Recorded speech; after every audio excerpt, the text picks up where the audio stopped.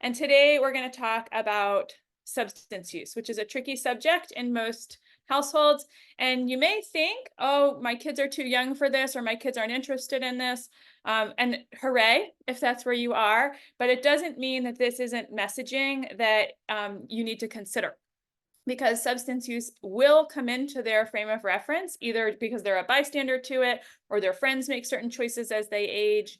And so how you talk about it can affect your child's thoughts about substance use, normal, like whether it feels normal to them or not. And so we're going to talk a little bit about that. And my biggest message, if I had one takeaway for you today, it is delay, delay, delay. Encourage your kids to delay use. The teen brain is still growing, and when we throw a substance in there during this boost of neural development, which does happen during adolescence, it alters the structures, both the neural structures, but also what kids care about, like what matters to them, in ways that may not be changeable.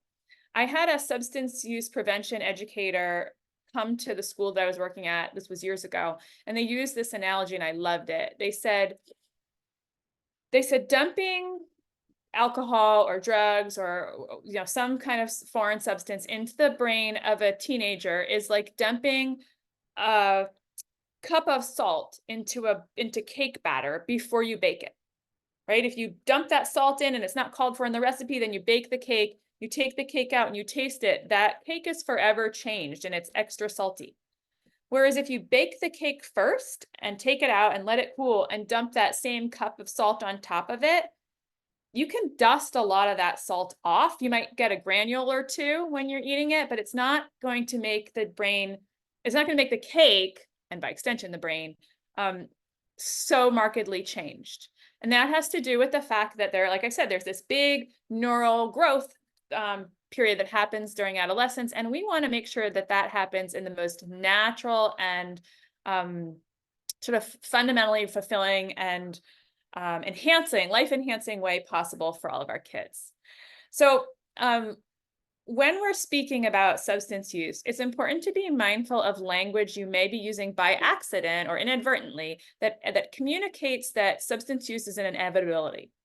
It's not inevitable. In fact, most kids and adults, for that matter, overestimate the amount of substance use that is actually taking place. And if you want real-time stats on this, there's a terrific survey that gets done every year where they survey 8th graders, 10th graders, and 12th graders. The survey is called Monitoring the Future, and it's around substance use trends and attitudes. And I took a look at it briefly in preparation for this call. And of the 2023 data, the 24 data wasn't up, so this was last year's data.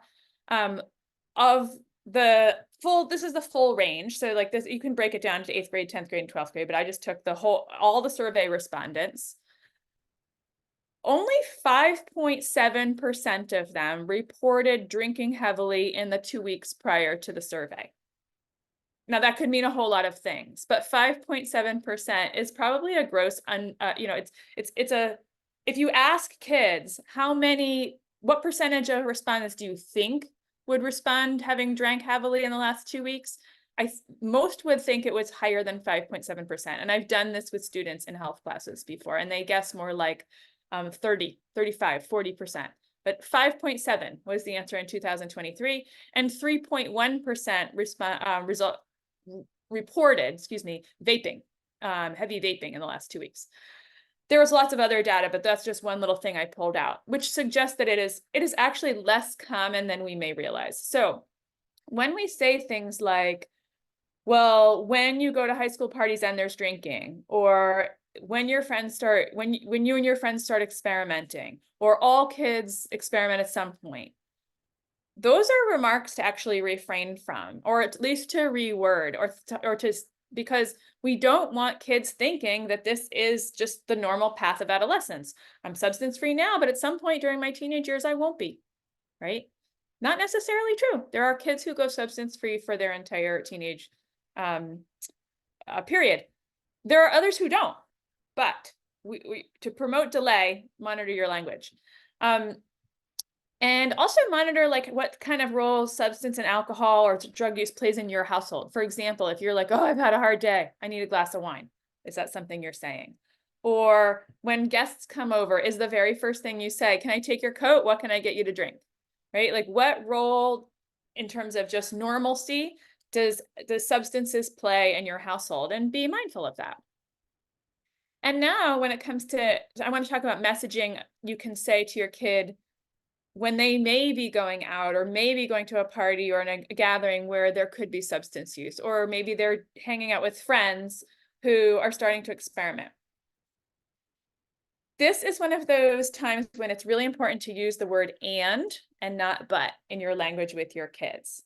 So you could say, in our house, we are not cool with underage substance use. We don't endorse it, and you are not allowed to engage in it. And we do endorse socializing with your friends. We want you to have an active social life with people you care about and who care about you. Your ticket to being able to socialize in these environments where there's high risk, where people are making risky choices, is honesty with us. We want to know where you're going to be, who's going to be there, and what could be taking place. Right? So you're not like making this an either or thing. It's not, we don't allow substance use, but you can hang out with your friends. It's and, which is complex and gray. And it kind of puts the decision making in the hands of your kid. Okay. And another thing I think it's really important to say to your children is, we will never make you regret calling us or getting in touch with us if you or a friend encounter an issue with substance use. We'll never make you regret contacting us. Your safety is paramount. Don't host at your house. Some people are like, well, if they're drinking at my house, at least I know it's safe drinking. Teenagers don't drink the way adults drink. Teenagers don't sit around and have a great conversation and sip a glass of wine or take a few sips of beer by the fire pit. They drink to get drunk. They drink in excess. They are drinking in like they're hiding their drinking, so there's this like rush to it, in addition to the fact that it hits the teenage brain and like all the dopamine receptors. And that goes for other substance use too.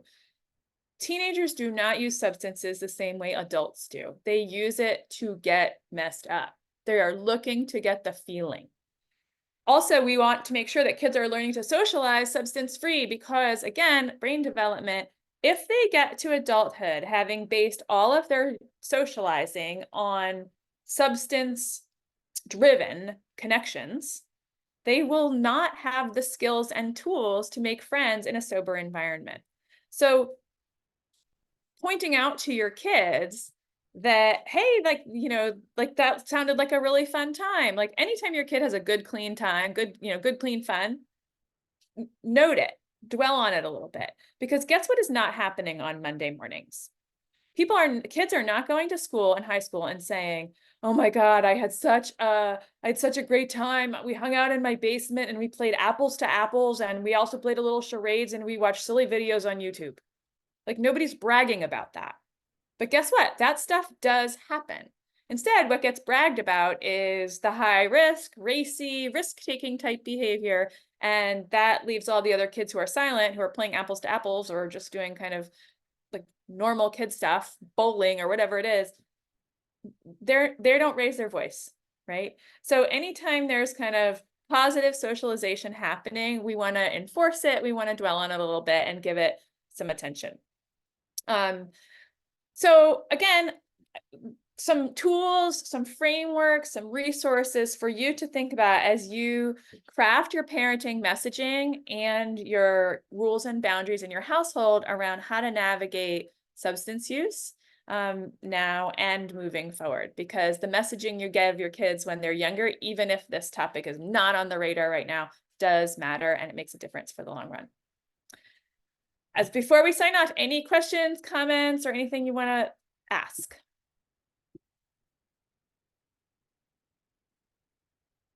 Okay. Well, thank you for joining me this summer for Random Acts of Parenting. As I mentioned, this is our last one because it's back to school time and things are going to get nuts. It has been a pleasure talking with you, and I look forward to interacting in the future. Take care, everybody.